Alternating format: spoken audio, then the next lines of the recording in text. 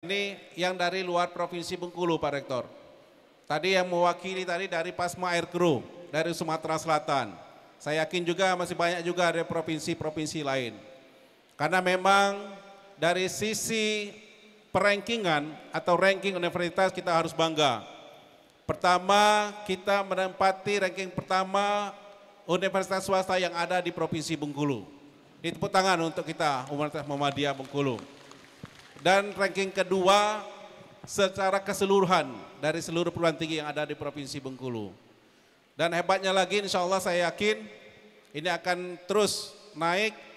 Kita di peringkat 20 Pak ya, kalau nggak salah dari 157 Universitas Muhammadiyah yang ada di Indonesia. Bayangkan Bapak Ibu sekalian, kita masuk 20 besar dari 157. Dan saya yakin ini akan berkembang terus sehingga nanti kita akan bisa menempati pada posisi yang puncak dalam perankingan. Karena perankingan itu juga Bapak Ibu sekalian, itu juga berpengaruh kepada minat dari mahasiswa-mahasiswa dari luar Provinsi Bengkulu. Misi utama yang diusung oleh Bapak Gubernur dalam program misi bantu rakyat ini, pertama tentu kita tahu Bapak Ibu sekalian, di bidang infrastruktur sepanjang sejarah Provinsi Bengkulu hadir, kita menganggarkan APBD itu untuk pembangunan prasarana jalan itu ada lebih kurang 600 miliar. Ini gunanya adalah untuk memperbaiki jalan-jalan provinsi yang ada di kabupaten kota seluruh Provinsi Bengkulu yang memang dalam keadaan banyak yang dalam keadaan rusak berat. Karena penyebab salah satu terkendalanya masyarakat kita adalah terkait dengan infrastruktur jalan yang memang sangat membutuhkan perhatian. 600 miliar lebih, ya lebih kurang itu untuk pembangunan infrastruktur. Kemudian yang kedua di bidang kesehatan. Ini mungkin Bapak Ibu sekalian, terutama adik-adik sekalian, juga tolong ya. Di bidang kesehatan, pemerintah Provinsi Bengkulu, ya Provinsi Bengkulu ini sudah yang mencapai yang namanya Universal Health Coverage atau perlindungan kesehatan semesta. Kita sudah mencapai angka 99,7%. Artinya siapapun warga Bengkulu atau siapapun warga yang ada di Provinsi Bengkulu yang membutuhkan layanan kesehatan itu gratis. Ya sekali lagi saya sampaikan gratis, termasuk kalian. Ya, jadi jangan ragu ketika harus mendapatkan pelayanan kesehatan, baik di puskesmas maupun di rumah sakit, jangan ragu untuk bisa datang kemudian walaupun kalian belum mempunyai BPJS.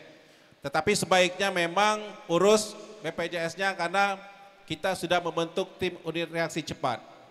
Jadi silakan urus, kemudian kalaupun tidak atau ada keluarga kita yang memang membutuhkan layanan kesehatan sesegera mungkin, silakan langsung datang ke rumah sakit atau puskesmas.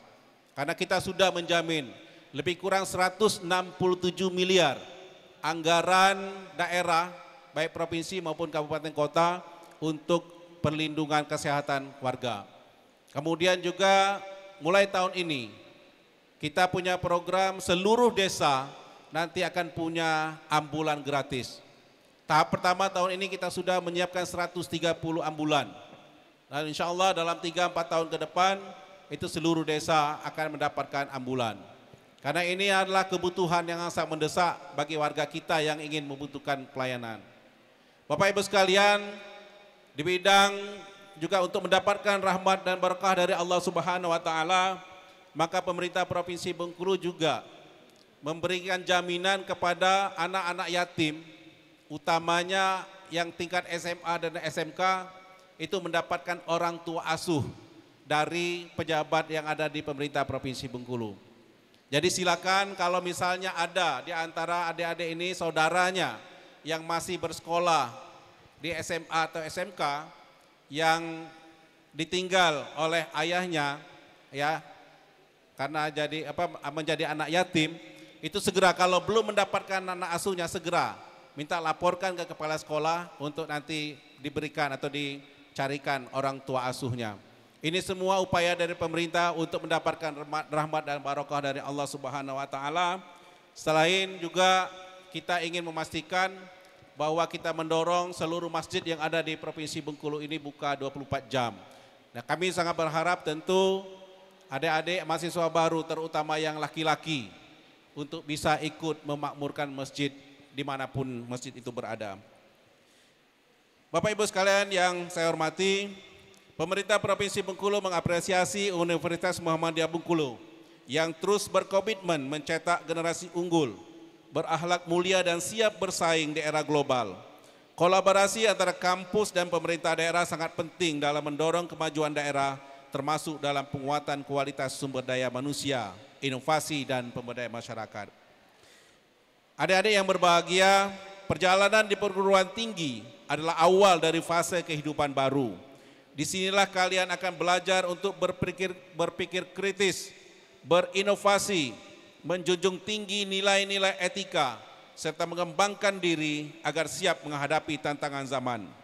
Perubahan dunia begitu cepat, kecerdasan buasan, serta globalisasi menuntut kita untuk adaptif, kreatif, dan kolaboratif.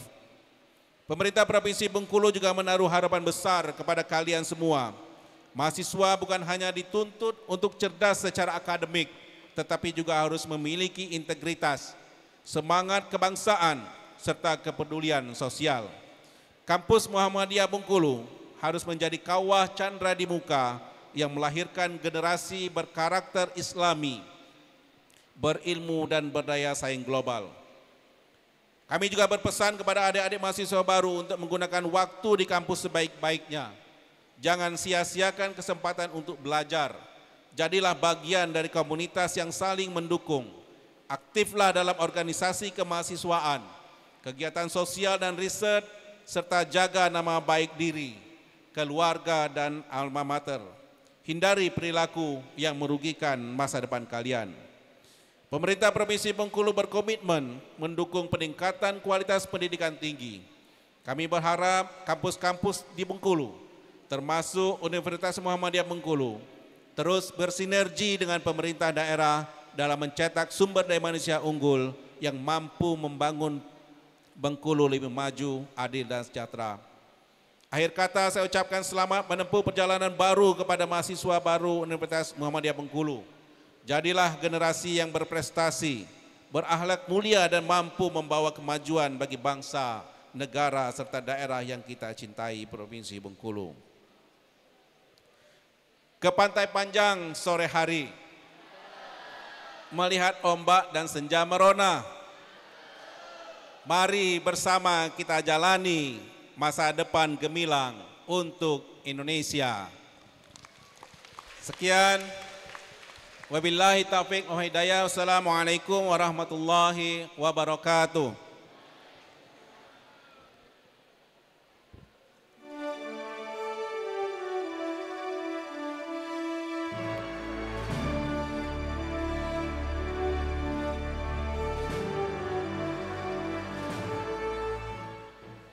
Closing of the open Senate meeting by the Senate Chairperson.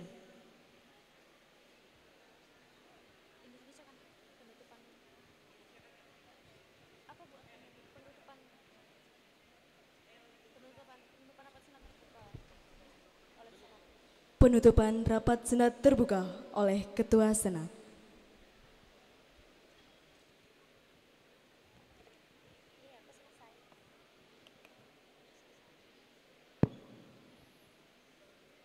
Dengan membaca Alhamdulillahirrabbilalamin, rapat Senat terbuka dalam rangka pengenalan kehidupan kampus mahasiswa baru Universitas Muhammadiyah Bengkulu tahun 2025 saya nyatakan ditutup.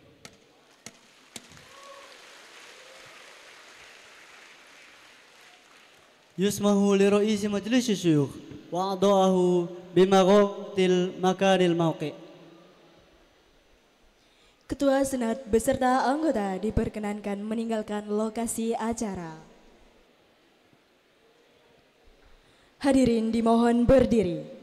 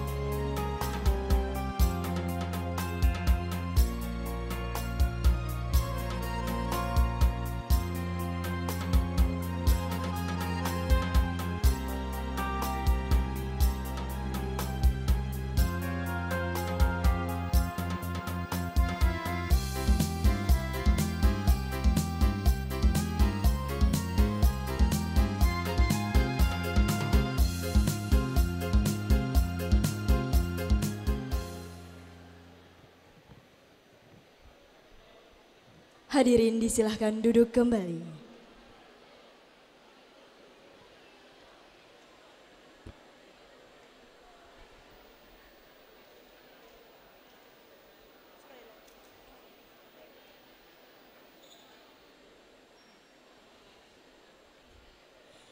Demikianlah rangkaian acara rapat senat terbuka pada hari ini. Semoga seluruh kegiatan yang telah kita laksanakan dapat memberikan manfaat, menambah ilmu, serta menjadi langkah awal menuju masa depan yang lebih gemilang. Saya, Elia Kontesa Putri. Saya, Dewi Eka Safitri. Dan saya Abbas. Selaku pembawa acara, memohon maaf atas salah kata. Kepada Allah kami mohon ampun. Billahi fi sabilillah, fastabiqul khairat. Wassalamualaikum warahmatullahi wabarakatuh.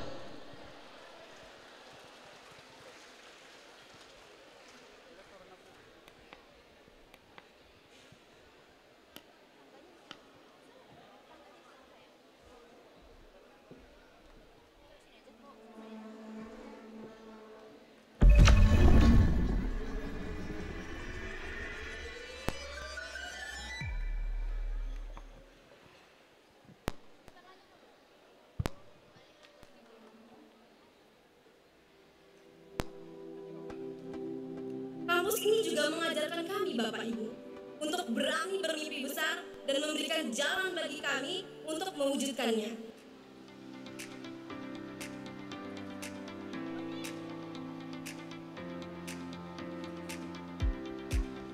Pernahkah kamu bayangkan, di kampus ini terdapat ribuan mimpi anak Indonesia dan mancanegara. Di kampus ini pula, kamu dan ribuan mahasiswa mengukir masa depan. Berdiri tahun 1991, Universitas Muhammadiyah Bengkulu terus berupaya memberikan kontribusi bagi bangsa dalam membangun dan mencerdaskan melalui pendidikan, menjadikan Universitas Muhammadiyah Bengkulu pilihan utama mewujudkan cita-cita. Sebagai perguruan tinggi Muhammadiyah, kami menjadikan Al-Islam dan Kemuhammadiyahan sebagai landasan bagi seluruh kehidupan kampus. Pembelajaran menyenangkan, organisasi kemahasiswaan yang lengkap, serta beragam unit kegiatan mahasiswa dan pesantren mahasiswa menjadi pilihan terbaik bagi mahasiswa dalam menyalurkan minat dan bakat, menempa diri menjadi kader perserikatan seutuhnya. Upaya internasionalisasi terus dilakukan. Tahun 2025 menjadi awal bergabungnya mahasiswa asing bersama kami. Beragam program internasional terus terwujud dalam double degree program, short course, summer camp, dan program-program internasional lainnya. Seiring dengan perkembangan teknologi yang semakin pesat, fasilitas jaringan internet terus ditingkatkan. Saat ini, kami memiliki 17 sistem informasi hasil karya dosen Universitas Muhammadiyah Bengkulu yang dapat memberikan layanan kepada dosen, tenaga kependidikan, mahasiswa, dan orang tua guna memastikan layanan informasi akademik, perkuliahan, dan keuangan dapat diakses semakin cepat dan optimal. Didukung tenaga pengajar yang profesional dan tenaga kependidikan yang kompeten, memastikan Universitas Muhammadiyah Bengkulu memacu diri menjadi perguruan tinggi terdepan. Memiliki sertifikat ISO 20001 2018, menjadi perguruan tinggi klaster utama, peringkat 1 evaluasi pembelajaran L2 Dikti, serta peringkat 20 dalam peringkat Webometrics PTMA 2025 merupakan upaya nyata kami menjadi perguruan tinggi unggul. Hadir dengan fasilitas lengkap, pelayanan ramah, ruang perkuliahan nyaman, ditunjang laboratorium serta perpustakaan, menjadikan mimpi-mimpi generasi muda siap terwujud di sini.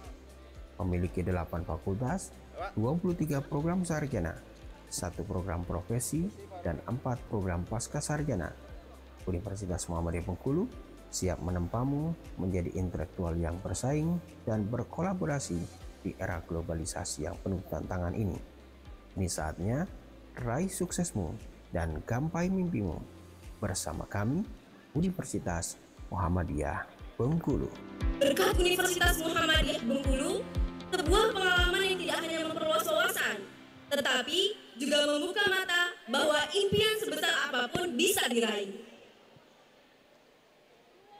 Baik, teman-teman sekalian dan para hadirin yang masih ada di ruangan, sebelum kita lanjutkan ke kegiatan berikutnya, kita akan menyaksikan penandatanganan MOU antara Bupati Kepahyang dengan Rektor Universitas Muhammadiyah Bengkulu. Ada yang dari Kepahyang di sini? Ada? Siapa aja yang dari Kepahyang? Banyak? Oke, jadi nanti bakal ada Bapak Bupati ya, dari Kepahyang yang bakal hadir di sini. Boleh nanti begitu Bapak Bupati dan Pak Rektornya datang, boleh disambut dengan tepuk tangan yang meriah ya. Oke, terima kasih.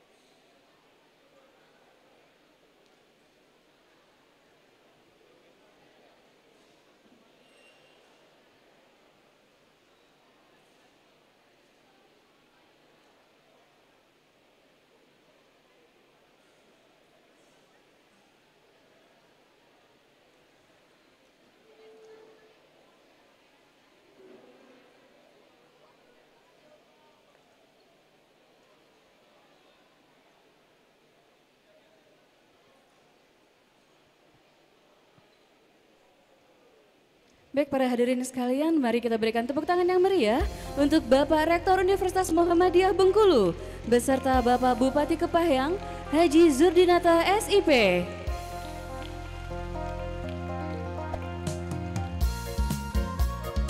Mungkin Bapaknya bisa dada-dada Pak, banyak mahasiswa yang dari Kepahyang loh Pak di sini Pak.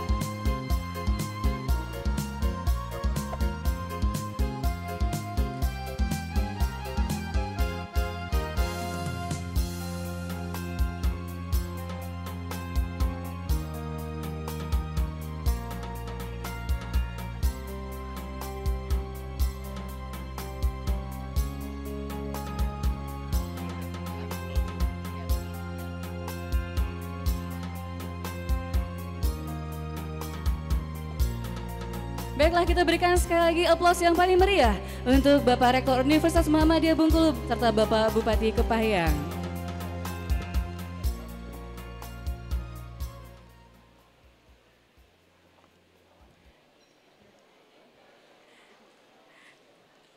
Baik, assalamualaikum warahmatullahi wabarakatuh. Selamat datang kepada Bapak Bupati Kepahyang, Bapak Haji Zurdinata SIP, yang akan segera menandatangani Memorandum of Understanding atau MOU dengan Universitas Muhammadiyah Bengkulu. Tapi sebelumnya, Bapak mungkin kami boleh meminta untuk Bapak Bupati menyampaikan sedikit motivasi kepada teman-teman mahasiswa, untuk mahasiswa baru terutama di Universitas Muhammadiyah Bengkulu tahun ajaran 2025. Mungkin kepada Bapak kami persilahkan untuk memberikan sedikit motivasinya Bapak. Boleh dari sana, boleh Pak.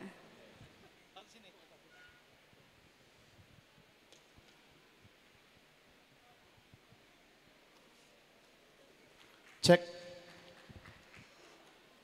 A'udzubillahi minasyaitonirrajim. Bismillah. Assalamualaikum warahmatullahi wabarakatuh. Alhamdulillahirabbil alamin wassalatu wassalamu ala asrofil anbiya'i wal mursalin wa ala alihi washabihi ajmain amma ba'du. Selamat pagi, salam sejahtera, salam sehat untuk kita semuanya.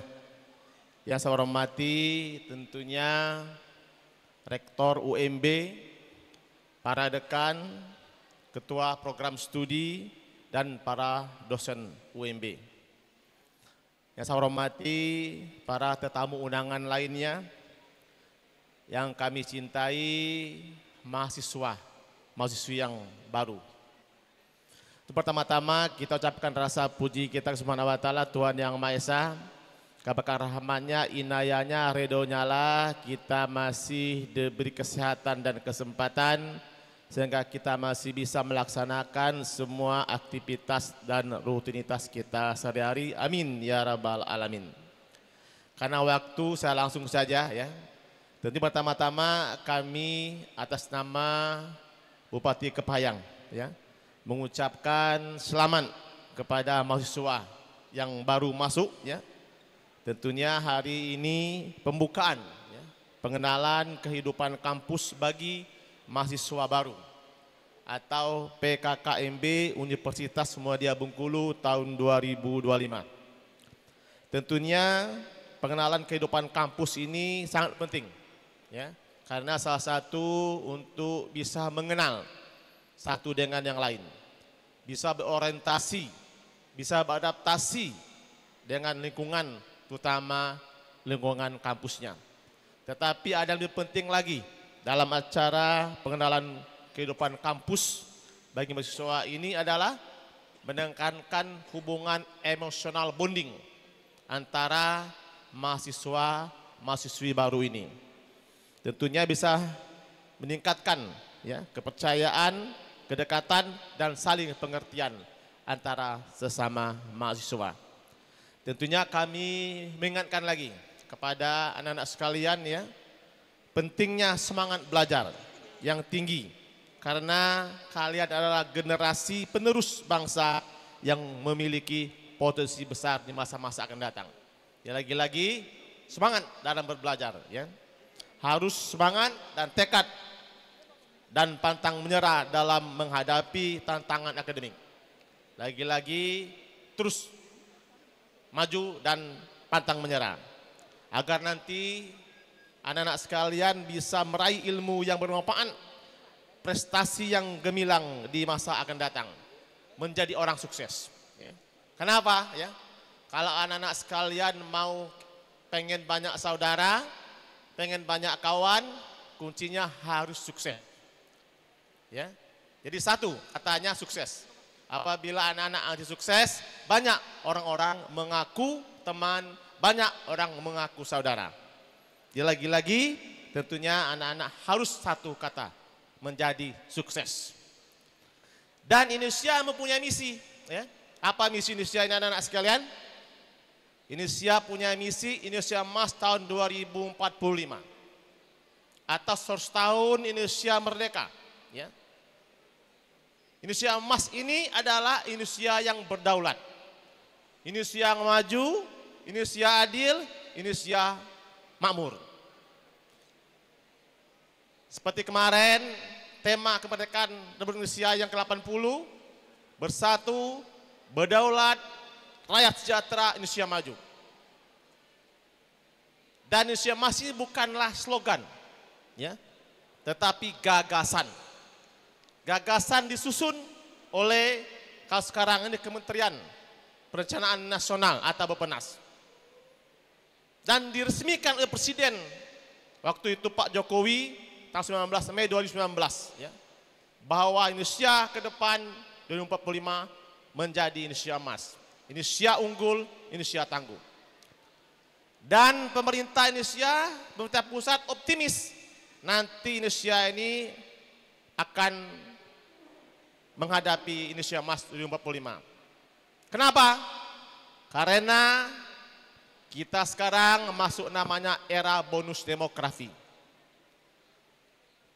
Apa itu anak-anak sekalian era bonus demografi? Suatu negara usia produktifnya penduduknya lebih banyak dibanding dengan usia tidak produktif. Nah, berapa usia produktif ini? Usia produktif ini adalah 15 tahun sampai 64 tahun. Kenapa waktu itu Pak Presiden Jokowi optimis kita menjadi Indonesia Emas 2045? Karena apa? Puncak bonus demografi itu adalah tahun 2045. Di mana diperkirakan penduduk Indonesia waktu itu 324 juta jiwa. Perkirakan anak sekalian ya, 2045 itu jumlah penduduk kita Indonesia ini 324 juta jiwa. Dan usia produktifnya diperkirakan puncaknya 69,3%. Usia produktif. Berarti lebih kurang 225 juta penduduk usia 25 itu usia produktif. Apa bisa bila ini kita kelola dengan baik dan maksimal? Bukan tidak mungkin. Modal penting untuk mewujud Indonesia Emas 2045. Dan siapa-siapa orang-orangnya? Siapa generasinya? Ya anak-anak sekalian inilah orangnya. Karena tadi masuk usia produktif itu 15 sampai 64 tahun.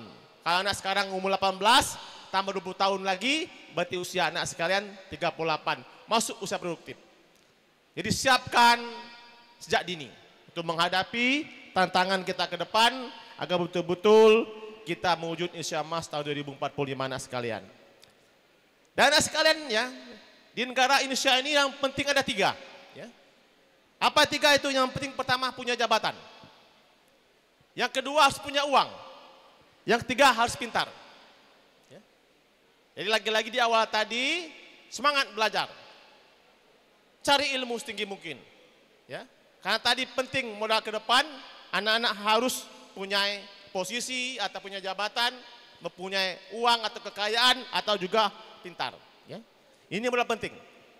Apabila nanti ya anak-anak sekalian tidak memiliki 3-tiganya itu, nah, nasumillah hapatun karib. Wassalamualaikum warahmatullahi wabarakatuh. Tidak bisa berbuat banyak kita. Ya lagi-lagi tentunya harus rajin. Ya. Walaupun orang rajin kadang-kadang dengan orang pintar. Orang pintar kadang-kadang dengan orang berani. Orang berani kadang-kadang dengan orang hoki. Nah kalau Bapak Bupati ini anak sekalian ya tidak begitu rajin sebenarnya. Tidak begitu pintar saya Pak Rektor. Ya. Tapi kalau keberanian ada keberanian. Ya. Kenapa? Seorang jadi kepala daerah itu harus berani. Petarung. Ya. Petarung. Kagak petarung tidak mungkin jadi bupati. Ya. Alhamdulillah syukur juga Bapak Bupati ini hokinya ada juga. Ya. Kenapa? Latar belakang Bapak Bupati ini sebenarnya bukanlah keluarga pejabat. Ya. Dari poyang, nenek, bapak tidak ada yang pejabat. Ya. Dulu keturunan bapak ini wirausaha. Ya. Semuanya wirausaha. Ya. Tapi dari kecil, ya, remaja, ya, sampai sekarang bapak masih wirausaha. Kenapa? Kalau bapak melihat ya wirausaha dengan berpolitik itu ada satu kesatuan. Kalau berpolitik kita harus menjaga konstituen kita, pemilih kita, masa kita. Wirausaha juga seperti itu, kita menjaga. Menjaga customer, menjaga mitra kita. Jadi kalau Bapak ini jadi bupati, ini sebenarnya ini nasib ini ya. Ya. Karena di keluarga tidak ada yang namanya pejabat. Ya. Jadi kalau orang mengatakan Bupati Kepayang ini jadi bupati itu adalah by nasib. Tapi kalau Bapak ini wirausaha itu namanya by nasab. Kenapa? Turunan Bapak dari wirausaha. Alhamdulillah syukur ya, sekarang menjabat bupati. Kemarin sebelum menjabat bupati ya, menjabat wakil bupati Kepayang. Sebelum juga pernah menjabat pimpinan DPRD untuk Kepayang 2 periode. Tapi lagi-lagi modal penting harus jujur dan konsisten. Jujur itu penting. Ya. Ketika anak-anak jujur mau bawa kemana? Mau jadi ASN, mau jadi wirausaha, mau jadi politikus, kuncinya jujur. Jadi pejabat juga harus jujur. Jadi pejabat jujur, jangan cari kekayaan. Kamu mau jadi kaya jangan jadi pejabat, jadi wirausaha. Ya. Jadi lagi-lagi anak sekalian, tentunya kami berharap ikuti acara ini sebaik mungkin dan tingkatkan semangat belajarnya agar betul-betul nanti anak-anak sekalian siap untuk yaitu menghadapi Indonesia Emas tahun 2045. Tentunya lagi-lagi modal yang penting nanti jujur dan konsisten ya. Dan jangan takut ya, jangan takut dengan salah ya. Yang tidak boleh itu berbohong ya. Walaupun kita berpolitik, wirausaha, jadi ASN ya. Jangan takut salah, tapi yang tidak boleh itu berbohong. Ilmuwan pun boleh salah, tapi tidak boleh berbohong ya. Ya lagi-lagi anak sekalian, tentunya saya tidak membaca ini semua, kalau baca semua ini 1 jam lebih ini. Lagi-lagi anak sekalian kami titip ya, belajar, cari ilmu setinggi-tinggi mungkin. Soalnya pepatah orang kita dulu, cari ilmu sampai ke negeri Cina. Cina itu bukan negeri yang jauh ya. Jauhlah Eropa daripada Cina itu. Cina itu Asia, tetapi cara orang Cina itu sendiri. Ya. Orang Cina itu dia berusaha, dia orangnya ulet, penuh perhitungan, gitu juga dengan pemerintahan. Sekarang luar biasa, ya. Negara Cina itu maju, ya. Yang dipimpin oleh sekarang presidennya Xi Jinping itu luar biasa, ya. Lagi-lagi negara itu di sana pemerintahannya betul-betul pemerintahan yang baik, pemerintahan yang good governance dan clean governance. Jadi maksudnya bukan berarti kita mencari ilmu ke negeri Cina itu jauh, tetapi cara orang Cina itu yang kita turuti, ya. Baik di pemerintahan, di wirausaha maupun di lain-lainnya. Itu dari kami, anak-anak sekalian, karena di sini kami juga sekedar memberi motivasi anak sekalian, memberi spirit, ya. Tentunya lagi-lagi modal penting hidup ini harus rajin, tekun, dan jujur. Insya Allah anak sekalian nanti menjadi orang yang sukses, karena kalau mau banyak kawan, mau banyak saudara, kuncinya satu kata yaitu sukses.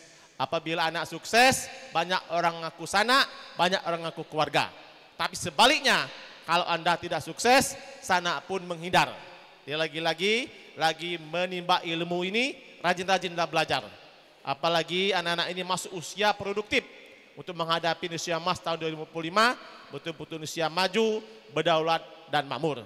Demikian terima kasih. Akhir kalam kami ucapkan nasunallah abatun karib. Wassalamualaikum warahmatullahi wabarakatuh. Baik, terima kasih atas motivasinya kepada Bapak Bupati Kepahyang. Dan selanjutnya akan kita lakukan penandatanganan Memorandum of Understanding MOU antara Universitas Muhammadiyah Bengkulu dengan pemerintahan Kabupaten Kepahyang. Kami mohon juga kesediaan dari para wakil rektor dan jajaran pemerintahan Kabupaten Kepahyang yang turut hadir untuk menyaksikan penandatanganan MOU di atas panggung.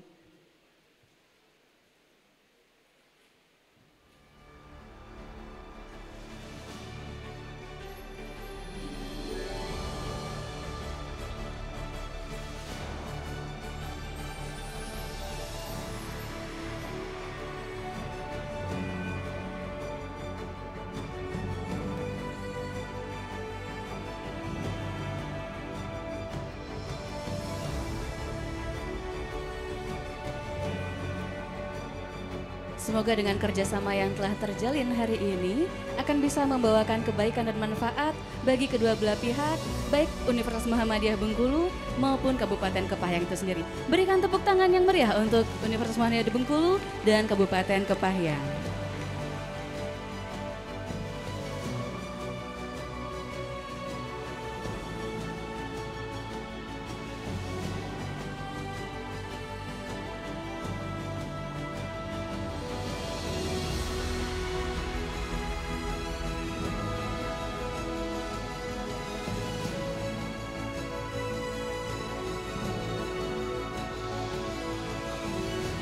Baik, sekali lagi kami ucapkan terima kasih banyak kepada Bapak Bupati Kepahyang beserta jajarannya yang telah turut hadir di Universitas Muhammadiyah Bengkulu pada hari ini.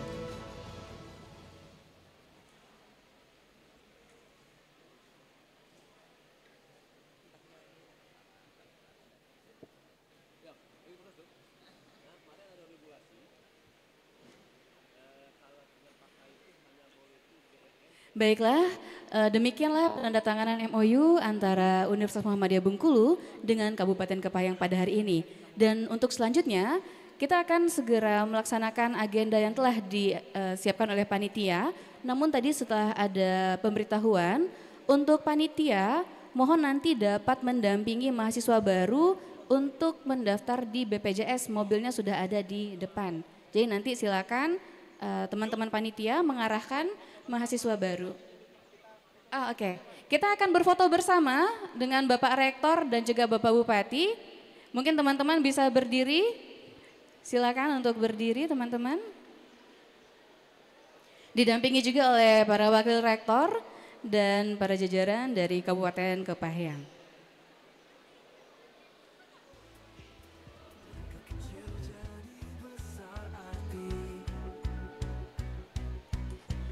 Silakan untuk tim dokumentasi untuk mengabadikan momen foto bersama mahasiswa baru bersama dengan Rektor Universitas Muhammadiyah Bengkulu dan juga Bapak Bupati Kepahyang.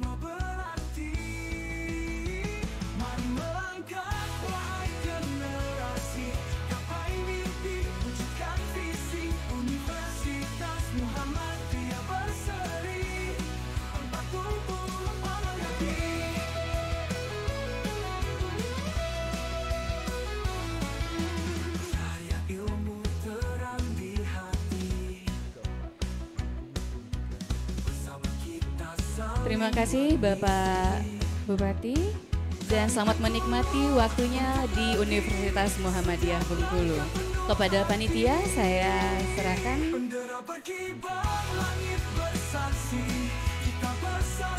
Oke, saya akhiri sesi ini. Assalamualaikum warahmatullahi wabarakatuh.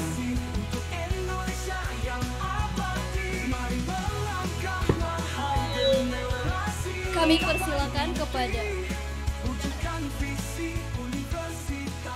persilakan kepada seluruh mahasiswa baru untuk duduk kembali.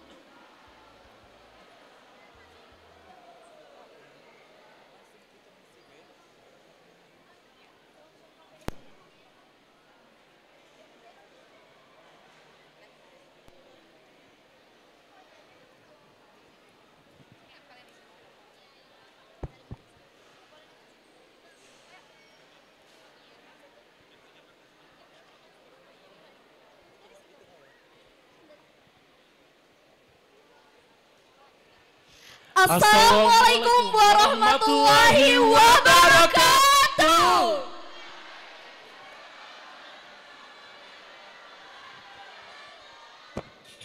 Kami mohon kepada seluruh mahasiswa baru yang masih berdiri, mohon untuk duduk kembali.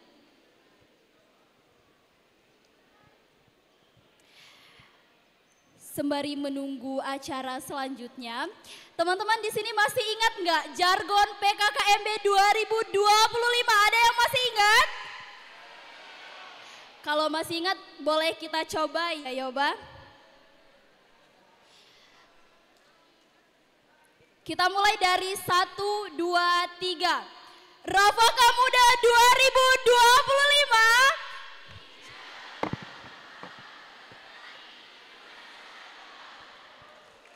Wah, luar biasa sekali ya, tapi di sebelah sini masih agak lihat, kurang ya Kak Dea? Iya benar banget. Kurang semangat. Benar sekali. Kita coba sekali lagi ya, tapi semuanya harus bersuara. Kami lihat tadi cowok-cowoknya masih diam. Masa kalah sama para perempuan, benar nggak perempuan? Oke, boleh ya Bah, dipimpin aja. Rapaka Muda 2025. Hijaukan langkah, terangi masa depan. Beri tepuk tangan untuk kita semua. Nah ini Kak Dea, boleh kali ya kita cek sound terlebih dahulu teman-temannya Boleh untuk banget. menambah semangat gitu. Iya benar banget, untuk melihat semangat para teman-teman hari ini, boleh kita tes suara dulu dari Fakultas Hukum. Mana suara Fakultas Hukum? Dari Fakultas Kesehatan mana suaranya? Fakultas mana lagi Kak Dea? Kira-kira. Ayo dari fakultas mana ayo? Fakultas Ilmu Sosial, mana suaranya?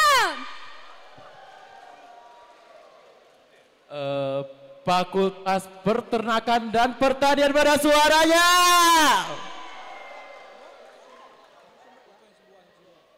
FKIP, mana suara dari FKIP? Rame banget. Fakultas Agama Islam, mana suaranya?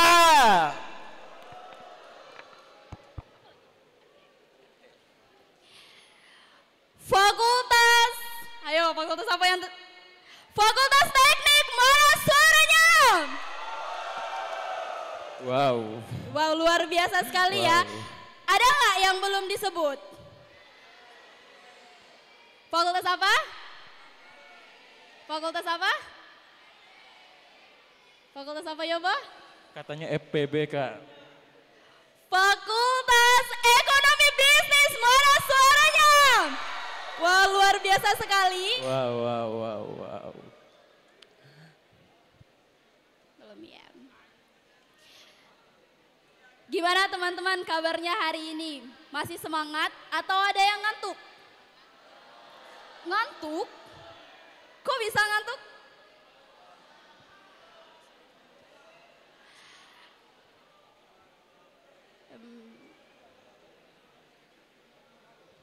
Jadi gini teman-teman, kalau kami nanya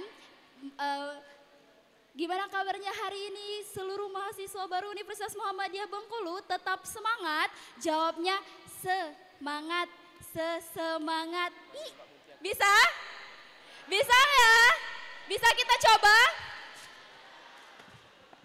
Kalau kami di depan bilang, mana semangat dari mahasiswa baru Universitas Muhammadiyah Bengkulu? Teman-teman jawabnya semangat, sesemangat, semangat, sesemangat. Bisa ya? Kita coba ya. Mana semangatnya mahasiswa baru Universitas Muhammadiyah Bengkulu? Semangat, sesemangat, semangat, sesemangat. Katanya semangat, tapi pada nggak semangat.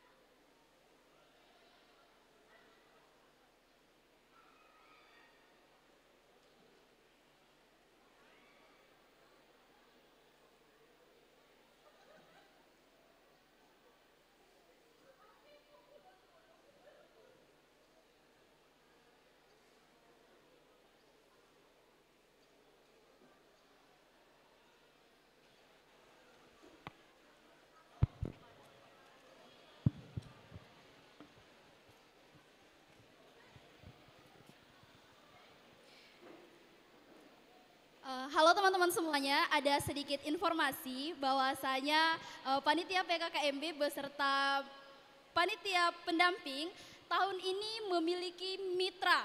Mitra kita ada Wardah ya Yoba, benar ya? Ada Wardah, Lazismu, dan Bank Indonesia. Wah, benar sekali. Jadi teman-teman, sedikit informasi bahwasanya di depan ruang sportatorium, di depan gedung sportatorium itu ada spot foto dan di samping spot foto itu ada booth Wardah.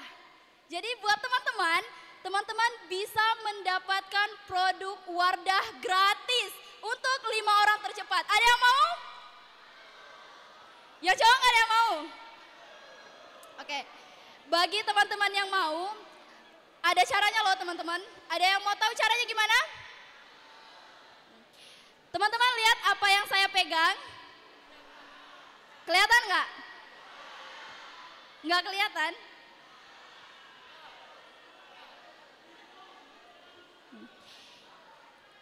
Ini nanti teknisnya buat teman-teman yang mau dapat produk gratis dari Wardah.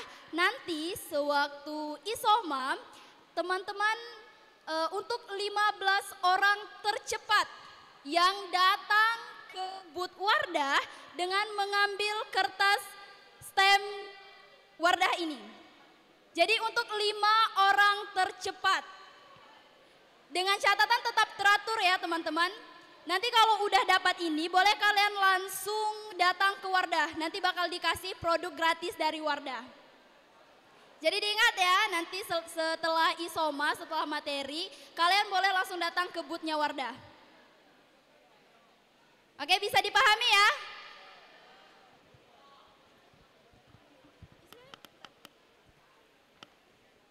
Saya mau cek sound lagi nih.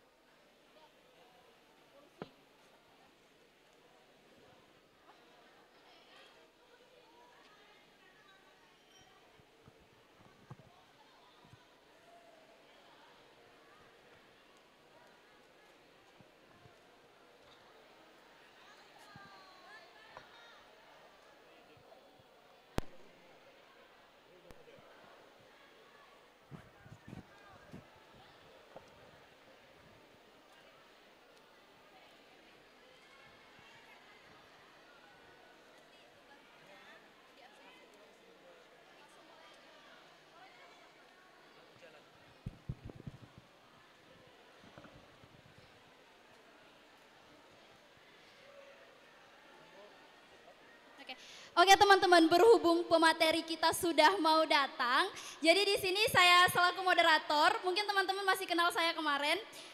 Sebelumnya saya ingin pantun, nanti kalau saya pantun, boleh teman-teman jawabnya cakep ya? Boleh? Boleh? Boleh dijawab cakep ya? Si Udin lagi sakit batuk. Ternyata karena minum soda. Cakep. Talk show kali ini dijamin enggak bakalan ngantuk karena moderatornya mempesona. Wow. Lagi, ini kurang semangat nih dari teman-teman. Kenapa kurang semangat? Ayo. Kita tes semangat sekali lagi ya. Roboka Muda 2025.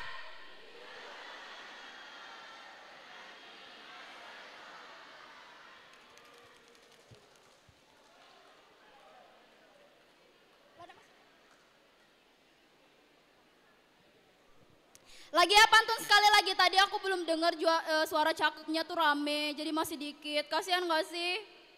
Bisa ya dibantu cakepnya lebih rame lagi? Jalan-jalan ke pasar malam.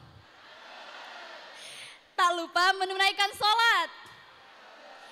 Izinkan saya memulai dengan salam, semoga yang jawab jodohnya dekat. Assalamualaikum warahmatullahi wabarakatuh.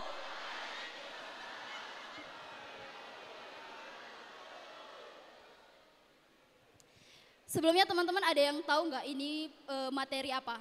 Ada yang tahu talk show apa? Ada yang tahu nggak? Kalau ada yang tahu boleh angkat tangan. Talk show kita kali ini teman-teman, sedikit informasi bahwasanya talk show ini didatangkan dari pusat dan diisi langsung oleh orang pusat. Yang temanya itu mengenai regulasi penyiaran adaptif di tengah tantangan digitalisasi. Kira-kira ada yang udah tahu gak sih siapa pematerinya? Ada yang buka IG PKKMB? Ada yang buka IG PKKMB gak? Enggak ada yang buka. Ada yang tahu siapa pemateri kita?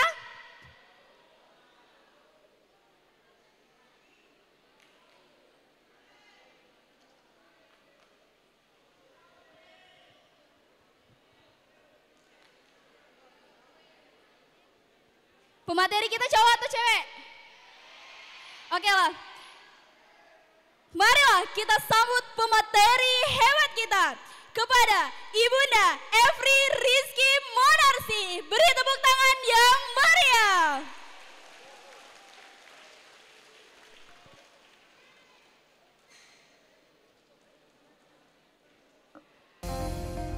Boleh disapa-sapa ibunya teman-teman.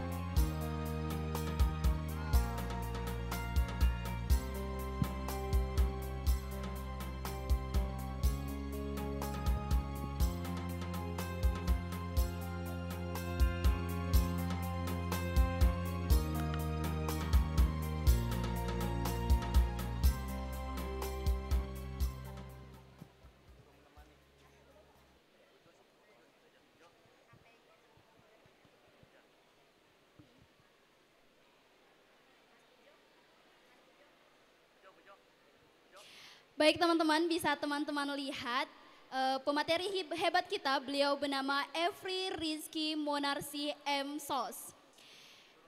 Di mana profil pribadi beliau adalah komisioner Komisi Penyiaran Indonesia Pusat periode 2022-2025 dengan latar belakang sebagai seorang jurnalis perempuan Indonesia yang memiliki pengalaman profesional lebih dari 15 tahun di beberapa TV nasional.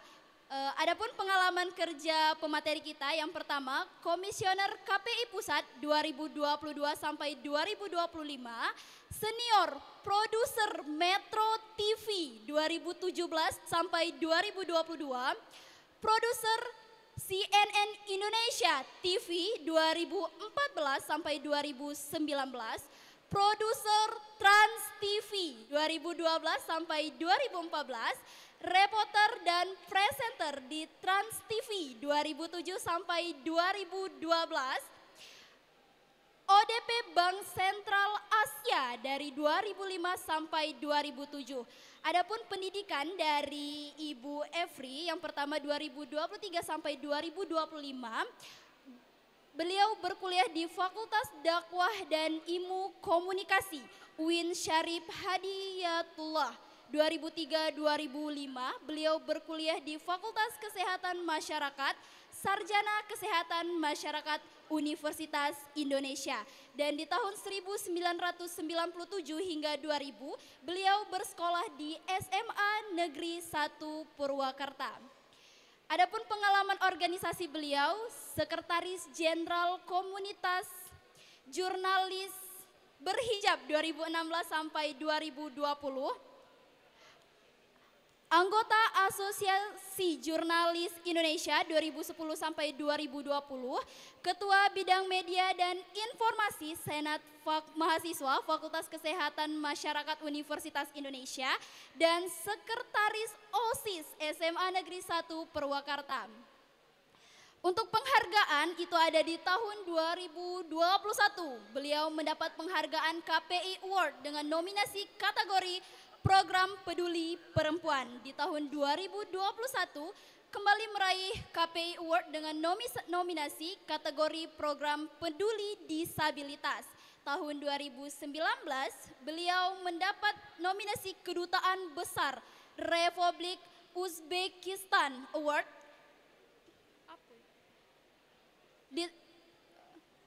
Tidak terbaca teman-teman. Oke, langsung saya ya. Kepada Ibu Efri Rizky Monarsi, waktu dan tempat kami persilakan. Cek. Oke, baik. Terima kasih Mbak yang sangat luar biasa. Cantik, izin Mas saya boleh berdiri ya. Saya nyapa teman-teman dulu nih. Assalamualaikum warahmatullahi wabarakatuh. Senang sekali saya bisa hadir di sini nih menyapa nih yang sangat cantik-cantik dan luar biasa. Saya punya pantun, saya belajar bahasa Bengkulu dalam 1 malam nih ya. Nanti siapa yang bisa cakep, jangan lupa ya cakepnya ya. Tapi saya mau tanya dulu, di sini semua fakultas berarti ada ya? Nah oke, saya mau cek suaranya dulu. Fakultas Hukum. Oh kok sih? Coba ulangi lagi nggak semangat. Fakultas Hukum. Fakultas Ekonomi, ada Fakultas Teknik, Fakultas MIPA. Ini enggak semua berarti. Kesehatan masyarakat seperti saya. Komunikasi, banyak tidak komunikasi? Oh banyak, alhamdulillah ya. Dan mohon maaf yang tidak saya sebut satu persatu, kalian hebat luar biasa. Pertama-tama saya ucapkan selamat karena sudah masuk dan terpilih sebagai calon-calon pemimpin bangsa dari Universitas Muhammadiyah. Nah sebelum saya mulai tadi saya mau nyapa juga teman-teman dengan bahasa Bengkulu melalui pantun. Nanti kalau misalnya ada salah-salah saya mohon maaf ya. Pai ke pasar membeli duku. Cakep. Marola kito pai beduo. Cakep. Semangat tinggi menyalo-nyalo, itulah ciri anak Bengkulu. Nah saya izin ya Mas di bawah ya. Biar teman-teman saya bisa lebih dekat dengan teman-teman semua. Pertama-tama terima kasih banyak tentu saya ucapkan pada Pak Rektor beserta seluruh jajaran yang sudah memberikan kesempatan pada saya hari ini untuk bisa menyapa teman-teman, panitia yang sangat luar biasa, teman-teman yang masih sangat luar biasa, semangat sampai jam berapa ini acaranya? Oh gitu, tapi sudah pada sarapan? Mbak, ada yang belum sarapan nih, awas pingsan nih. Tapi udah pada punya pacar? Jangan ya Dek, kuliah yang benar dulu ya Dek ya, baru mulai nih, udah mikir pacar-pacaran nih ya. Nah teman-teman hari ini saya diminta Pak Rektor untuk memberi semangat pada teman-teman yang akan memulai langkah. Udah beda ya, udah tidak seperti zaman di SMA. Teman-teman sekarang harus mulai lebih mandiri, harus mulai lebih mawas diri, harus mulai lebih tahu ke depan ingin jadi apa. Sebelumnya siapa yang tahu apa itu Komisi Penyiaran Indonesia? Saya punya 5 buku yang jawabannya bagus, nanti saya nitip buku ya Pak ya untuk dibagikan bagi teman-teman. Siapa yang tahu Komisi Penyiaran Indonesia? Tugasnya apa? Ada yang tahu? Katanya anak Bengkulu nih pada nggak malu-malu apalagi teman-teman di Muhammadiyah. Ada yang tahu? Ada yang tahu? Ya malah Masnya nggak boleh kalau Masnya. Anak komunikasi mana? Oh iya, coba tolong dikasih mic-nya Mas. Namanya siapa, dari mana siapa tahu nih. Dilihat sama teman-teman sebelah kanan saya nih.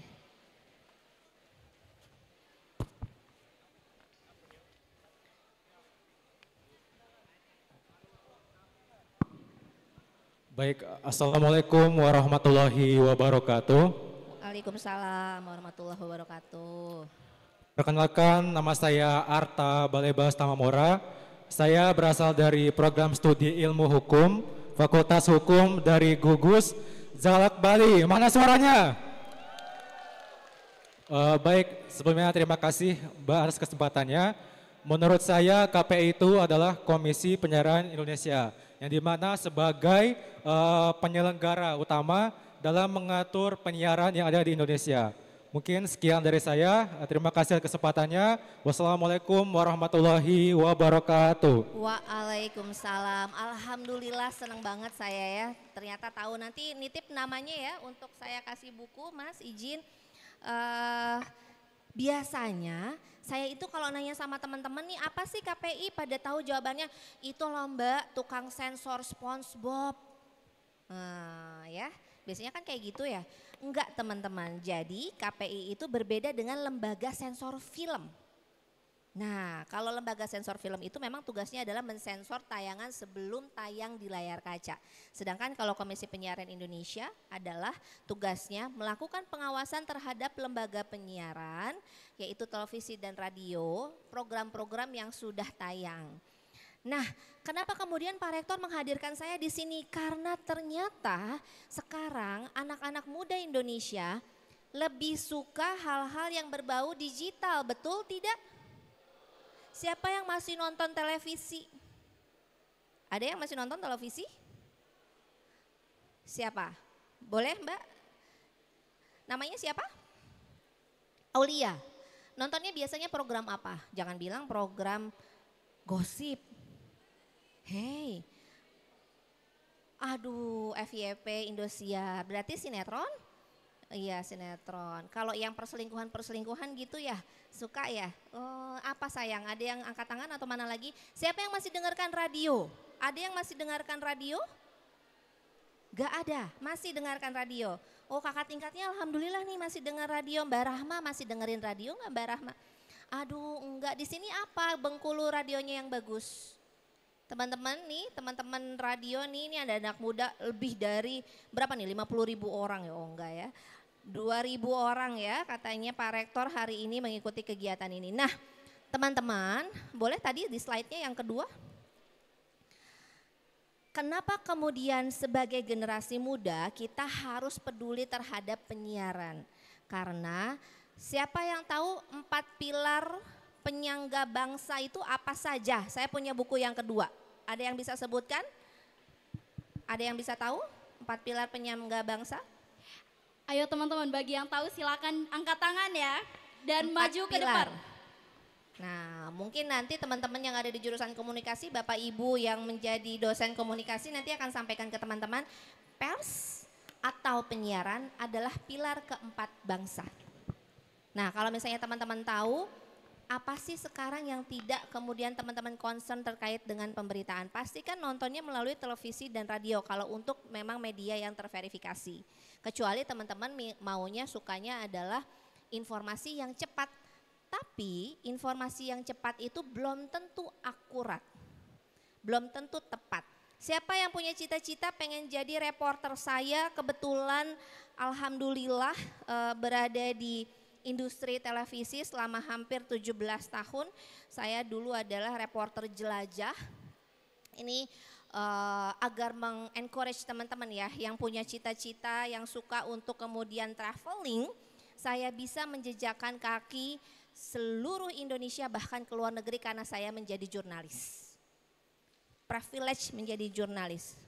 Gitu. Jadi saya berharap di sini ada anak-anak muda Bengkulu yang juga punya semangat yang sama untuk menjadi jurnalis karena pers itu adalah penyangga keempat demokrasi yang ada di Indonesia. Gitu. Nah, tapi kemudian teman-teman tahu tidak bahwa disrupsi informasi itu sekarang sangat luar biasa hebohnya. Siapa yang nggak pakai TikTok? Siapa yang nggak lihat TikTok? Pasti nggak ada. Siapa yang kerjaannya melototin IG? Angkat tangan. Saya nggak mau kasih buku. Oh, siapa? Siapa yang followers IG-nya sudah 10.000? Ada? Ada? Kamu 10.000? Oh luar biasa. Kamu kalau disuruh milih IG apa TikTok? Ayo masa malu-malu nih, dilihat nih. Kamu kalau punya pacar malu-malu kayak gini mau nggak? Dari fakultas apa?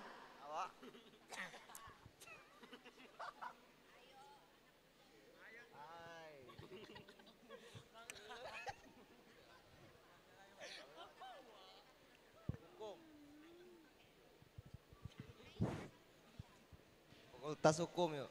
Boleh berdiri, Mas, berdiri Mas.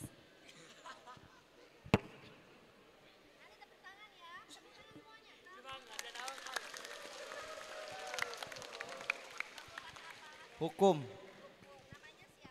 Melken Usbari. Lebih biasa melihat informasi melalui apa medianya?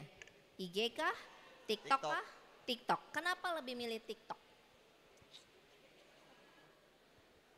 Kenapa?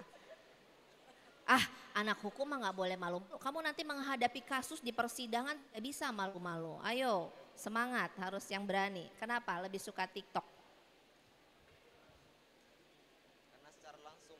Oh, secara langsung. Padahal ada pilihannya televisi juga bisa langsung ya. Nah, terima kasih ya Mas ya. Kenapa saya bicara soal platform-platform baru di penyiaran? Ini teman-teman, lanskap penyiaran global sekarang sedang mengalami transformasi yang sangat fundamental nih.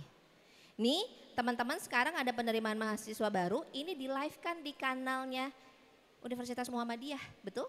Benar sekali Ibu. Yes. Benar Jadi sekali. sekarang semua melalui platform digital. Tapi tentu saja kami berharap platform digital tersebut seperti dua sisi mata uang, ada sisi negatif dan sisi positifnya. Teman-teman harus bisa memilah dan memilih informasi apa yang ingin teman-teman serap agar tidak salah kaprah, tidak kemudian salah langkah. Siapa di sini yang ikutin perkembangan demo kemarin? Ada? Teman-teman panitianya malah yang, oh boleh Mas, yang putih boleh dikasih mic. Tadi jangan lupa ya Mbak, izin dicatat yang dapat buku, kamu dapat buku siapa tadi Mas?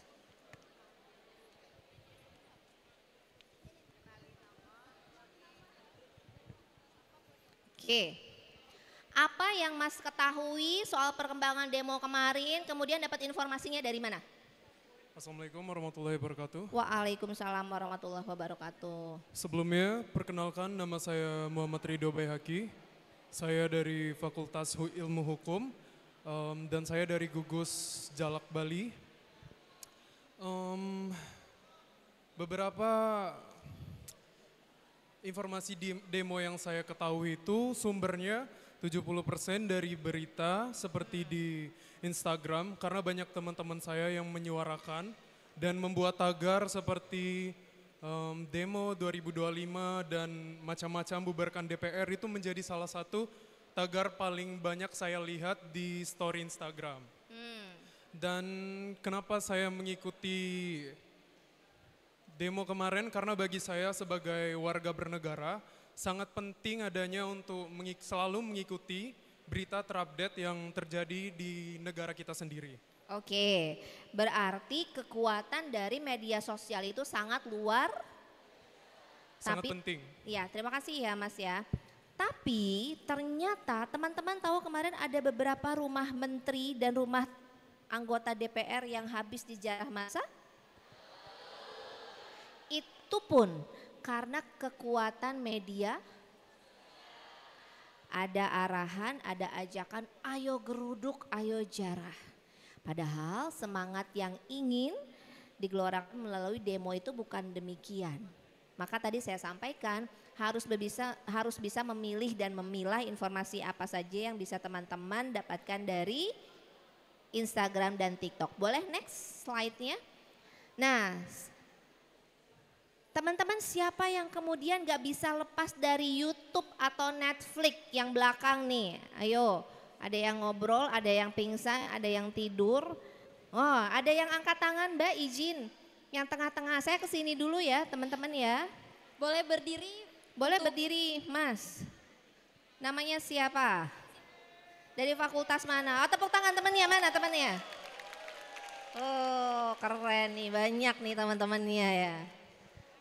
Gimana? Apa pendapat kamu soal YouTube sama Netflix? Terus kamu menjadi penikmat YouTube sama Netflix nggak?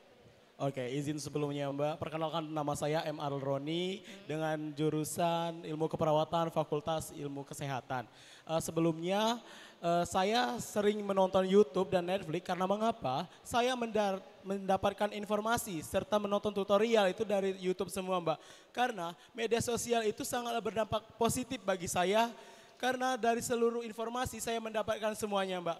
Dan saya juga sebagai Duta Generasi Berencana tentunya mengekspor berita-berita terbaru untuk memberikan pengetahuan kepada teman-teman yang ada di sebaya saya seperti remaja untuk menjadi remaja yang sehat, cerdas dan ceria. Mbak. Oh keren, keren, keren. Duta generasi Berencana. berencana. Bengkulu ini luar biasa ya. Tapi teman-teman ternyata pernah tidak mendengar, ini tidak untuk ditiru ya, ada adik kita umur 10 tahun, mohon maaf nih saya agak sedikit kasar, membunuh temannya, diambil organ tubuhnya karena melihat YouTube.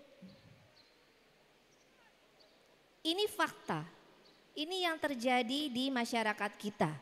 Maka seperti saya sampaikan harus hati-hati ketika menggunakan platform digital.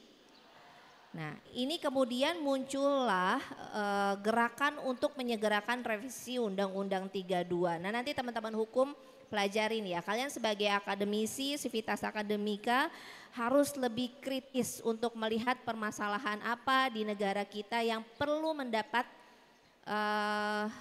concern lebih ya. Karena di Undang-Undang Penyiaran memang belum ada aturan yang bisa membatasi platform-platform digital. Sayangnya demikian.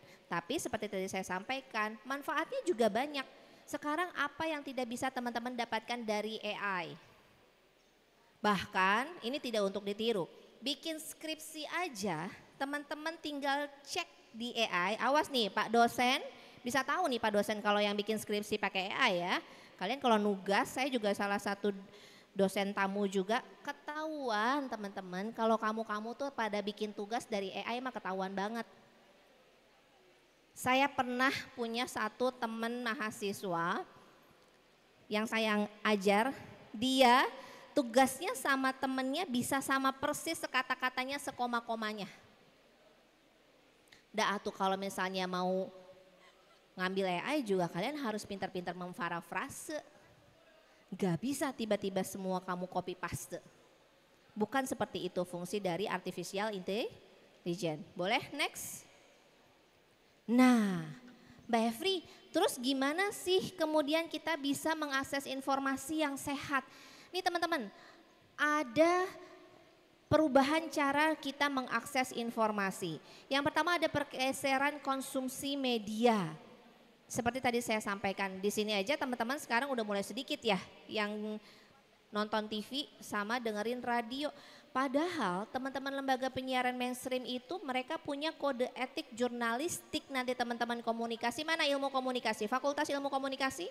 Kalian akan belajar nanti ya. Mana coba angkat tangan? Aku mau tahu dulu kenapa pengen masuk di Fakultas Ilmu Komunikasi. Mbak yang dada-dada. Boleh Mbak langsung berdiri aja yang... Tadi udah berapa tuh bukunya ya? Cuman ada 5, nanti saya tambah kalau memang banyak yang bertanya dan banyak yang ingin tahu. Tanya pengalaman saya juga boleh, Mbak apa sih yang pengalaman paling tidak menyenangkan saat liputan misalnya? Boleh, silakan. Assalamualaikum warahmatullahi wabarakatuh. Waalaikumsalam warahmatullahi wabarakatuh. Sebelumnya perkenalkan, nama saya Septa Ananda, saya dari Fakultas Ilmu Sosial dan Ilmu Politik, Prodi Ilmu Komunikasi. Alasan saya memilih jurusan Ilmu Komunikasi itu sebenarnya memang minat dan bakat Mbak. Terus saya melihat juga bahwa ilmu komunikasi ini memiliki prospek kerja yang sangat luas. Dan saya bertujuan untuk bekerja seperti Mbak tadi, jurnalis. Amin, semoga tercapai ya. Terima kasih. Terima kasih. Wassalamualaikum warahmatullahi wabarakatuh. Waalaikumsalam warahmatullahi wabarakatuh.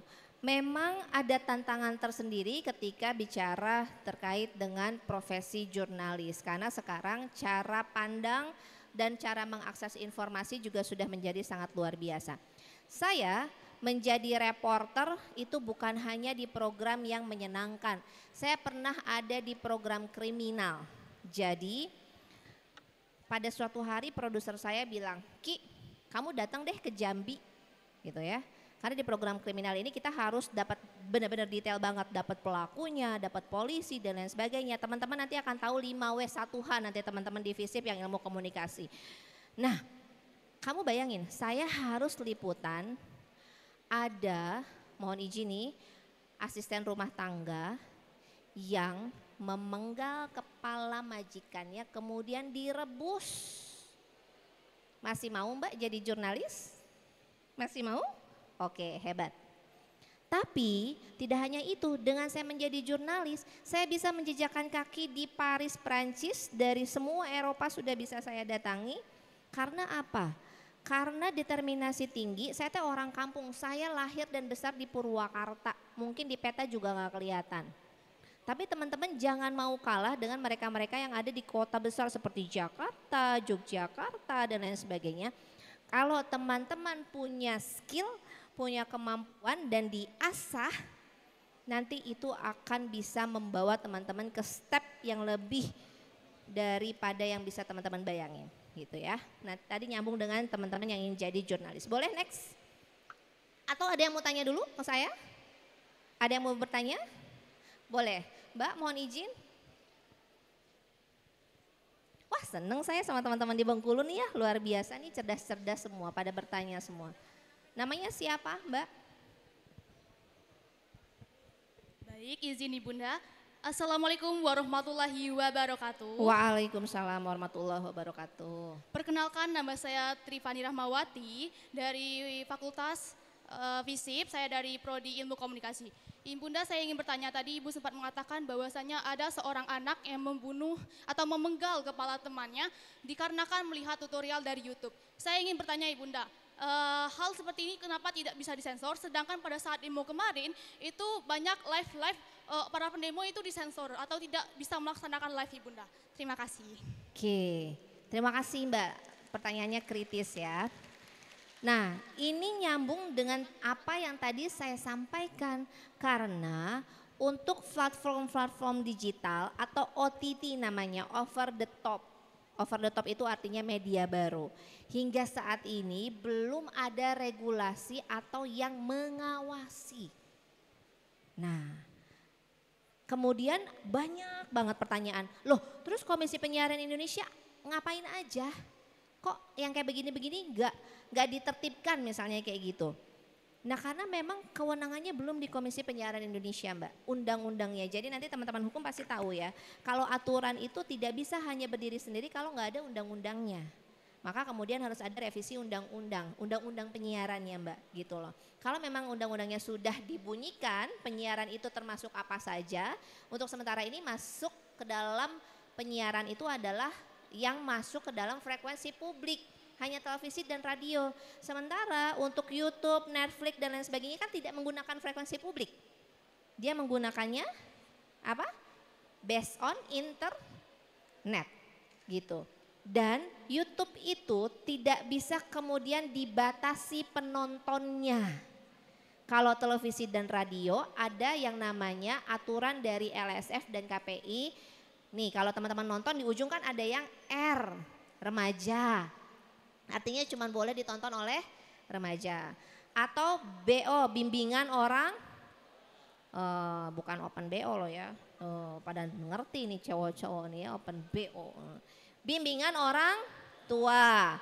Nah di OTT Mbak itu ada yang mengawasi dan belum ada aturannya. Jadi anak-anak bisa nonton apa saja.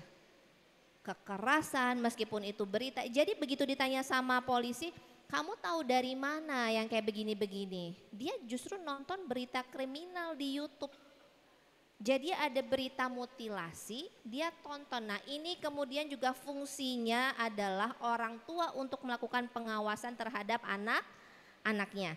Atau kamu sebagai kakak misalnya punya adik, kamu harus mengingatkan juga, tidak boleh kemudian yang belum pada usianya menonton tidak sesuai dengan usianya. Nah kalau di YouTube itu sebenarnya udah ada parental guide-nya. Hanya saja kan sekarang mah anak-anak sekarang jauh lebih pintar ketimbang ibu-ibunya, benar nggak? Ya, pastilah teman-teman jauh lebih kece lah soal menggunakan gawai. Ada lagi pertanyaan, saya sampai jam berapa panitia? Kalau saya kebanyakan bercerita mohon sampai 10.40 izin Ibu. Oke, siap. Ibu sedikit ada bisik-bisik yang Apa saya dengar. itu? Katanya kalau mau jadi reporter apakah harus dari ilmu komunikasi aja? Fakultas lain nggak boleh gitu katanya Bu. Nih ya, background pendidikan saya sebelum saya ngambil master komunikasi adalah statistik. Biostatistik dan Informatika Kesehatan di FKM. Mana Fakultas Kesehatan Masyarakat ada di sini? Saya FKM UI. Nah, teman-teman yang dada-dada itu saya yakin bisa jadi jurnalis. Tapi memang dari zaman saya SMA, kemudian SMP, saya sudah suka menulis dan saya suka banget baca. Membaca itu teman-teman harus dibiasakan. Karena kamu jadi banyak tahu dengan membaca dan harus banyak mau tahu. Karena nanti kalau misalnya jadi jurnalis Mbak, kalau tidak memiliki banyak wawasan ketinggalan. Misalnya koordinator liputannya bilang, Ki kamu liputan demo hari ini, hanya begitu aja. Kalau kita nggak banyak cari tahu, nggak banyak baca, nggak banyak misalnya meriset dan lain sebagainya, kita nggak tahu hari itu demonya tentang apa, siapa saja yang datang demo, ada berapa banyak orang yang demo, lokasi demonya di mana. Nah jadi jangan khawatir teman-teman yang mau jadi, Mbak Efri aku mau jadi presenter dong, tapi bukan dari FISIP, bukan dari ilmu komunikasi, nggak apa-apa. Yang penting teman-teman punya keberanian, yang penting teman-teman mengisi diri teman-teman dengan wawasan. Presenter itu banyak yang cantik, banyak yang ganteng. Tapi presenter yang punya wawasan itu bisa dihitung dengan jari. Siapa yang nggak tahu Mbak Nana Najwa Shihab? Tahu kan? Bagaimana beliau bisa sangat kritis. Siapa yang nggak tahu Mbak Rosiana Silalahi? Tahu Mbak Rosiana Silalahi? Tahu. Atau dulu pada masanya mungkin teman-teman belum lahir Mbak Desi Anwar. Beliau satu-satunya jurnalis yang bisa mewawancarai Dalai Lama. Pemimpin di Tibet. Itu luar biasa banget. Ada lagi pertanyaan? Nah boleh Mbak, maaf ini yang depan.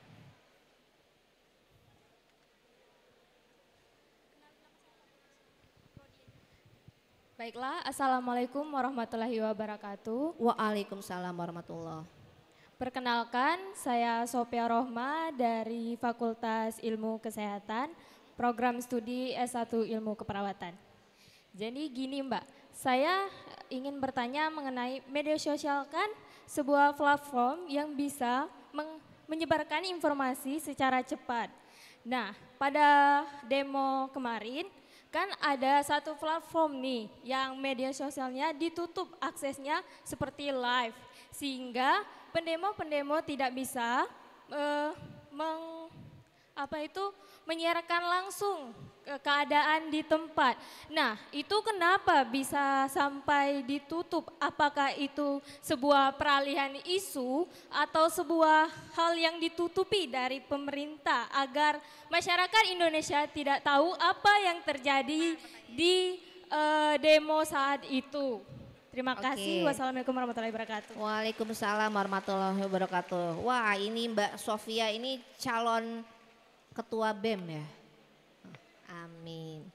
Sebetulnya memang kemarin itu sudah ada pernyataan dari Menteri Komdigi bahwa tidak ada penutupan terhadap platform apapun. Tapi teman-teman, untuk kondisi situasi negara yang dipandang genting ya dengan pertimbangan tertentu, misalnya kemarin sudah mengarah kepada tidak sesuai apa yang diharapkan dari demo. Sebetulnya kan kalau teman-teman mahasiswa demo juga tidak kepada penjarahan, tidak kepada menyakiti. Mohon izin mungkin tidak terinformasi ada pendemo yang diruda paksa. Ya, tahu kan ruda paksa? Ya, ada yang diruda paksa dan lain sebagainya.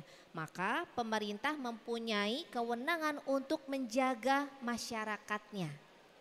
Ketika situasi negara sedang genting, dipandang genting ya pada saat itu misalnya, maka ada pembatasan terhadap live atau narasi-narasi yang tidak sesuai dengan amanat dari demonstrasi itu sendiri.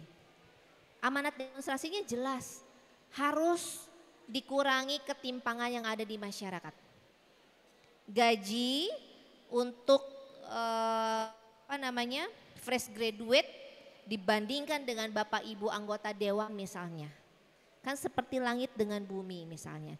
Tapi tentu kalau kita melihat bahwa memang ada perjuangan juga yang dilakukan oleh Bapak Ibu anggota dewan untuk menjadi anggota dewan. Nah, hal-hal demikian mungkin yang kita rasa kita juga sebagai individu harus bisa lebih seperti tadi saya bilang, memilih dan memilah informasi agar kita juga tidak salah kaprah. Ada lagi pertanyaan karena saya cuma punya waktu 5 menit lagi. Ada lagi yang mau bertanya? Di belakang ada yang mau bertanya? Ayo buat teman-teman yang mau bertanya silakan angkat tangan. Kapan lagi kan bisa bertanya langsung sama ada Ibu lagi? dari anggota Komisi Penyiaran Islam. Ayo bagi yang mau bertanya boleh angkat tangan. Atau kita lanjutin dulu, boleh next slide-nya kalau demikian. Oke, apa kemudian yang dirasa, Bu terus apa sih tantangannya ketika kita bicara soal penyiaran yang kemarin tuh itu juga tuh kan demo-demo dan lain sebagainya, saya tadi dibatasi dan lain sebagainya. Nah yang pertama, saya sempat tadi singgung ada kesenjangan regulasi atau kesenjangan aturan. Media konvensional seperti televisi dan radio diawasi sementara OTT atau over the top tidak diawasi. Kemudian arus informasi masif, rentan hoax, rentan ujaran kebencian, ada yang sampai putus gara-gara hoax. Putus sama pacarnya gara-gara hoax. Jadi ceritanya IG story, foto nih sama temennya cewek, cekrek di IG story. Pacarnya ngeliat, siapa itu? Nah kalau kemakan hoax dan lain sebagainya misalnya bisa tuh tiba-tiba putus. Kalau yang lebih masif misalnya secara nasional apa Bu contohnya yang hoax? Yang kemarin itu kalau misalnya teman-teman tahu ada berita soal presiden dilengsarkan karena pendemo menginginkan presiden lengser. Padahal arah demonstrasinya tidak kepada pengelengseran atau makar, tapi lebih kepada kurangilah kesenjangan sosial yang ada di masyarakat Indonesia. Boleh next? Nah, saya menitip betul bagi teman-teman semua nih generasi muda Bengkulu yang pintar-pintar, yang cantik-cantik ya, yang ganteng-ganteng semua.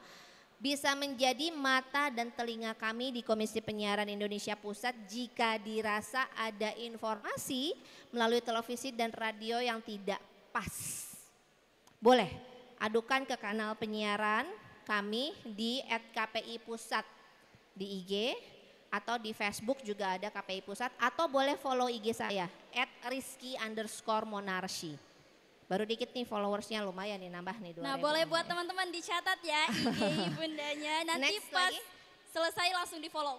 Rizky_monarsi, RIZQI_monarsi. Mungkin itu ya Mbak ya, karena sudah pas sesuai dengan waktu teman-teman panitia juga tadi sampaikan ke saya agar tidak terlalu molor, kasihan.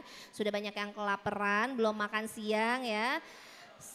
Semoga studi teman-teman semua lancar. Amin. Lulus dalam 3,5 tahun. Amin. Amin, alhamdulillah. Lulus dari sini segera mendapatkan pekerjaan yang diinginkan. Amin. Segera mendapatkan calon pasangan yang diinginkan. Amin paling serius yang Alah, terakhir. aminnya malah paling kenceng yang itu ya pasangan yang diinginkan ya Masya Allah. Jangan ya deh sekolah dulu. Oke baik terima kasih lebih dan kurangnya saya mohon maaf. Wassalamualaikum warahmatullahi wabarakatuh. Waalaikumsalam warahmatullahi wabarakatuh. Oke beri tepuk tangan yang meriah untuk pemateri kita pada hari ini.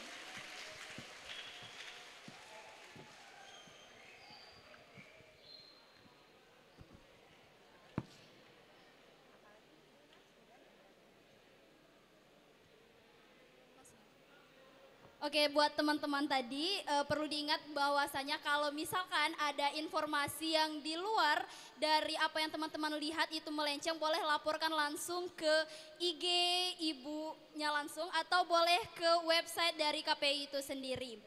Mungkin hanya itu saja. Sebelum saya akhiri, izin Ibu kita foto bersama terlebih dahulu. Boleh buat teman-teman semuanya berdiri sebentar, kita foto bersama. Boleh berdiri sebentar saja. Boleh. Gaya dong, gaya bebas. Ibunya mau selfie. Buat yang di depan, gaya bebas.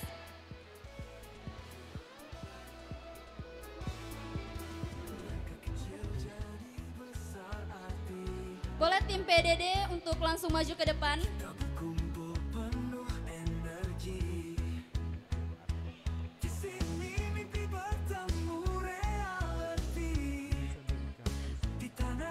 Ibu ke sini kita foto bersama mahasiswa baru.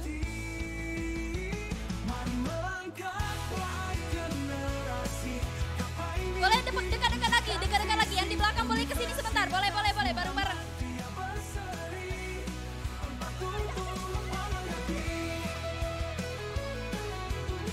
Oke, 1, 2, 3.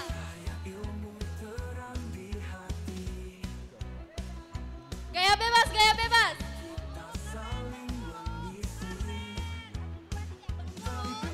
Jangan lupa ya, aku teriak Bengkulu, kalian teriak keren ya. 1, 2, 3, Bengkulu.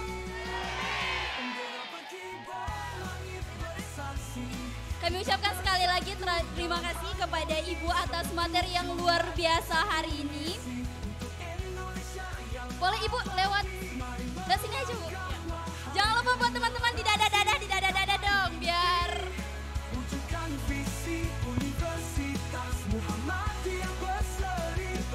Oke, boleh buat seluruh mahasiswa baru silakan duduk kembali.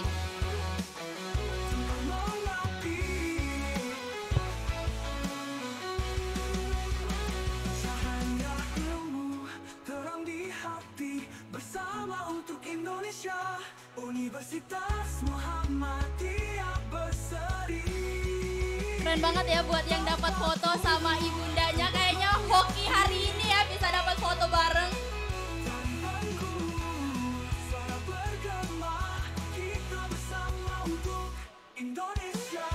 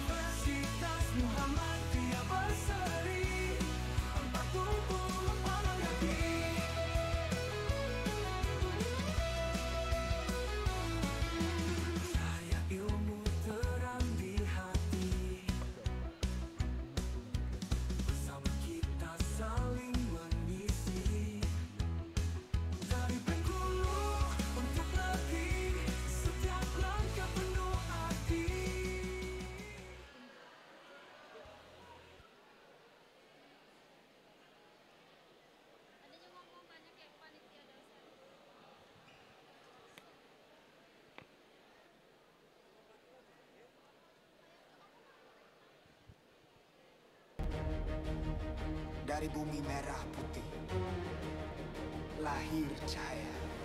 Dari bumi merah putih kami melangkah dengan hati bersih, menjunjung ilmu, merawat nilai, bergerak pasti menembus batas mimpi. Ruang belajar penuh cahaya, iman dan ilmu bersatu jua. Bengkulu tempat cita tumbuh, tempat kami menjadi utuh. Kami tak hanya membaca, tapi menulis sejarah bersama. Berakar kuat menjulang tinggi, untuk negeri ini kami berdiri. UM Bengkulu, kampus unggul yang bersinar, dari bumi merah putih cahayanya menyebar. Itex kami, jiwa wirausaha, dalam damai peradaban mulia. UM Bengkulu tak sekedar nama, ini tempat mimpi jadi nyata. Semangatmu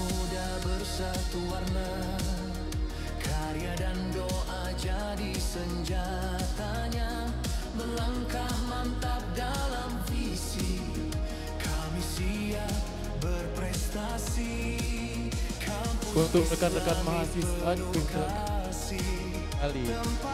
Boleh silakan kepada seluruh mahasiswa untuk duduk kembali.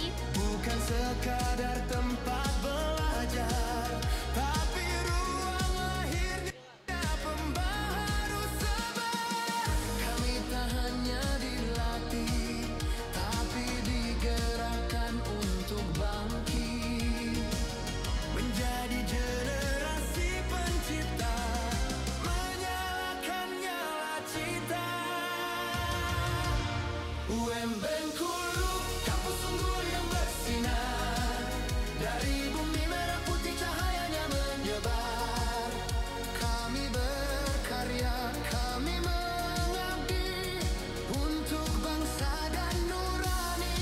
UM Bengkulu, bintang di langit Bengkulu, terus maju, tak pernah ragu.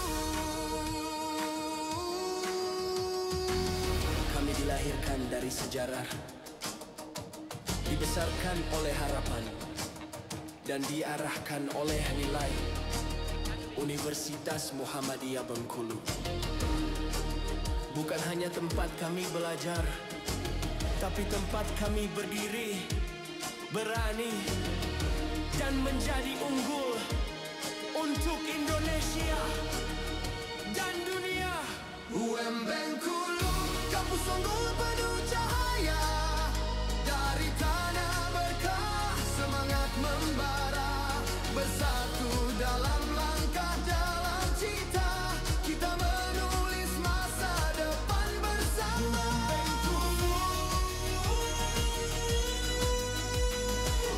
Tempat mimpi jadi nyata. UM Bengkulu, unggul, bersinar untuk Indonesia.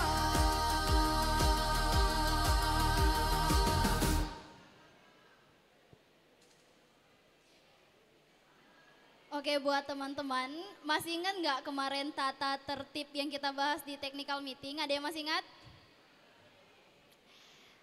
Di tata tertib itu ada kan di poin tata tertib untuk men-silent HP selama materi berlangsung. Jadi mohon ya untuk teman-teman semuanya, nanti kalau materi selanjutnya datang, teman-teman untuk mematikan HP dulu ya, jangan dulu ada dimainkan, jangan dulu ada yang foto-foto, kita fokus ke materi dulu ya, bisa ya? Oke, terima kasih.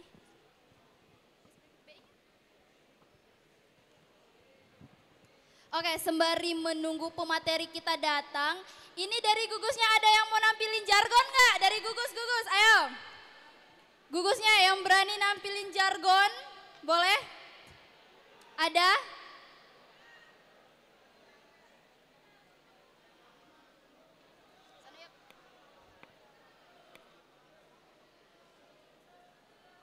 Gugus 3 mau nampilin jargon? Gugus 3 cewek, gimana mau nampilin jargon? Oke, buat gugus 3 silakan berdiri. Oke dong, beri tepuk tangan dong buat gugus 3 yang berani menampilkan jargon terbaik mereka.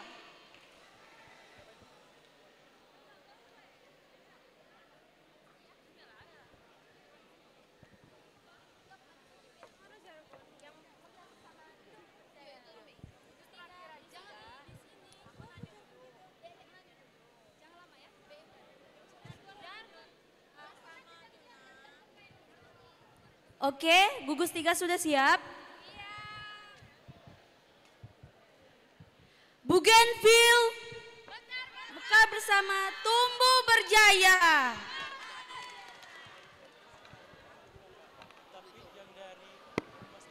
Oke, boleh dong beri tepuk tangan buat gugus 3 Bougainville.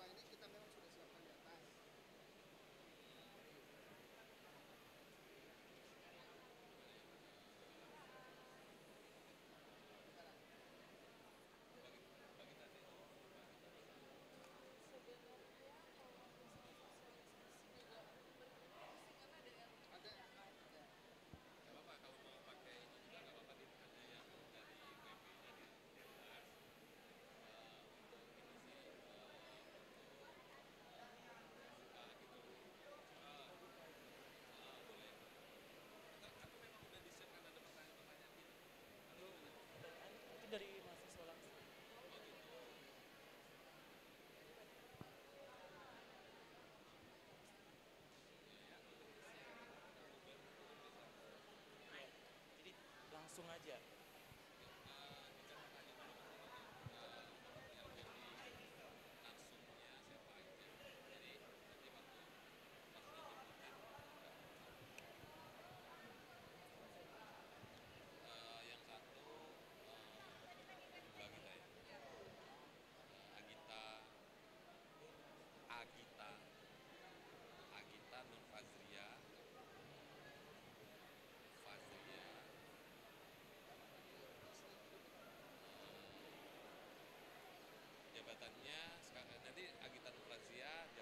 Oke, tadi kan dari gugus 3 cewek, ada lagi nggak yang mau tampil? Dari gugus berapa? Dari gugus berapa? Gugus berapa? 5 atau 6? Ulang, turun. 1, 2, 3, siapa yang mau tampil? 5 dulu ya, baru 6. Boleh untuk gugus 5 berdiri.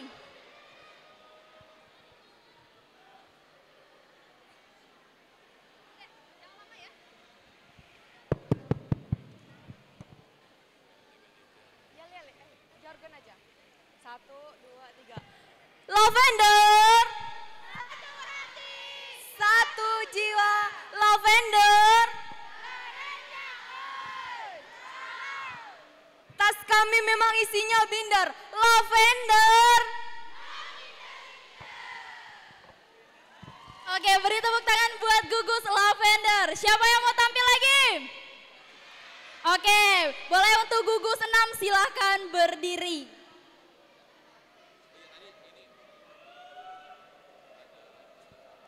Yang cowok nggak boleh gitu. Kalau mau tampil juga dong. Udah, nggak boleh gitu. Sportif lagi ya, kita dengari penampilan dari gugus 6.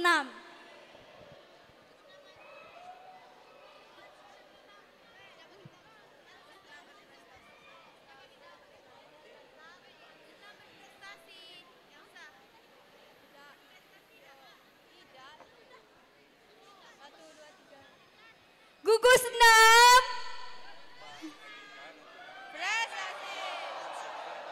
Muhammadiyah selalu di hati. Gugus 6 luar biasa. Oke, ini nih yang cowok pada gitu kenapa mau tampil juga? Sekarang kita ke cowok dulu ya, buat gugus cowok yang mau tampil angkat tangan. Yang mau tampil angkat tangan, bertanggung jawab. Yang tadi teriak-teriak siapa? Ayo, gugus berapa? Gugus mana?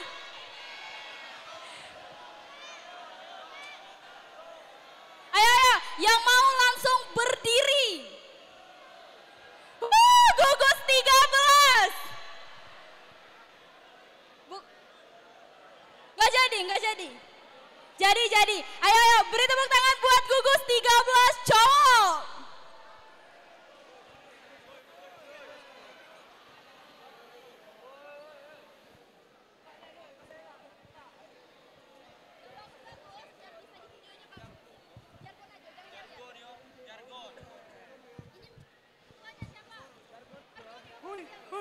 Cek.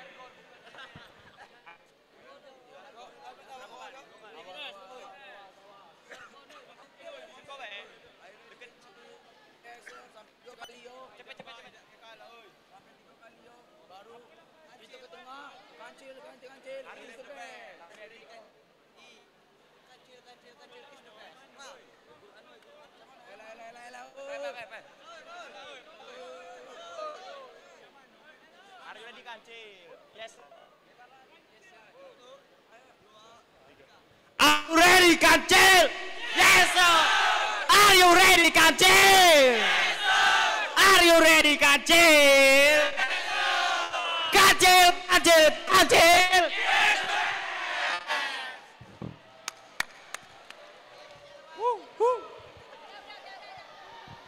Wah, gugus 13 semangat banget. Beri tepuk tangan dong buat gugus 13.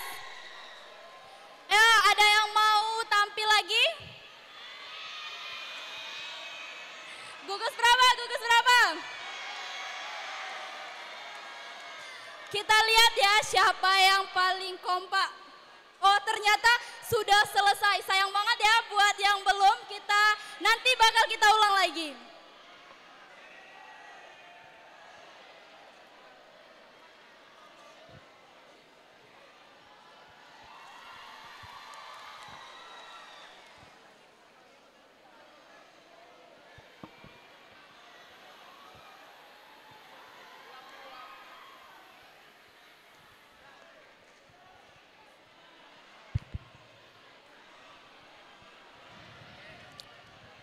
Cek.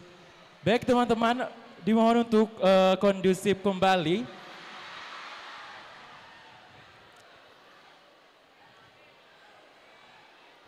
Baik teman-teman, diharapkan untuk kondusif kembali karena kita akan lanjut sesi berikutnya, yaitu pemaparan materi oleh Bank Indonesia terkait dengan tema membangun generasi peduli teknologi keunggulan digital.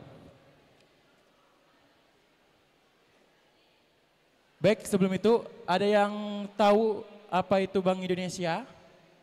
Teman-teman di sini udah tahu kan Bank Indonesia? Oke. Selain itu Bank Indonesia juga bekerja sama dengan Universitas Muhammadiyah Bengkulu lewat jalur beasiswa, pemberian beasiswa yaitu Generasi Baru Indonesia yaitu GENBI. Tanpa berlama-lama untuk mempersingkat waktu